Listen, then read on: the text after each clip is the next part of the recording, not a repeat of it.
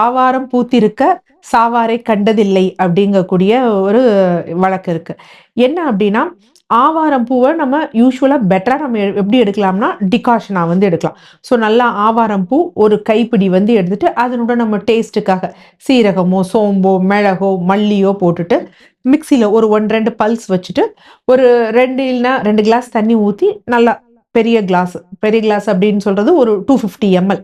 அதுனா பாயில் பண்ணி அப்ப 500 இருக்கு பார்த்தீங்களா? பாயில் பண்ணி ஒரு 150 எம்எல்லா வந்தோனே ஃபில்டர் பண்ணி வந்து எடுத்துக்கணும். ஆனா, இங்க என்ன விஷயம்னா, இது நல்ல இது தரும். ஆக்சுவலா ஆவாரம் பூ டைப் 2 டயபெட்டிஸ் இன்சுலின் ரெசிஸ்டன்ஸ்க்கு ரொம்ப நல்ல பலன் தரக்கூடிய ஒரு விஷயம். ஆனா, இத ஃபில்டர் பண்ணி குடிச்சுட்டு, அதுல நான் தேன போட்டு குடிக்கிறேன், சர்க்கரைய போடுறேன், நாட்டு சர்க்கரைய போடுறேன், சர்க்கரை போட மாட்டாங்க. அது ஒரு விழிப்புணர்வு வந்துருச்சு. இருந்தாலும் நான் தேன் போடுறேன், சுகர் போடுறேன், இது பனவெல்லம் போடுறேன், நாட்டு வெல்லம் போடுறேன், நாட்டு சர்க்கரை போடுறேன் அப்படிங்கிறதுல, அதெல்லாம் எதுவும் எடுக்கக்கூடாது. பிளைனா இத மட்டும் வந்து எடுத்துக்கணும்.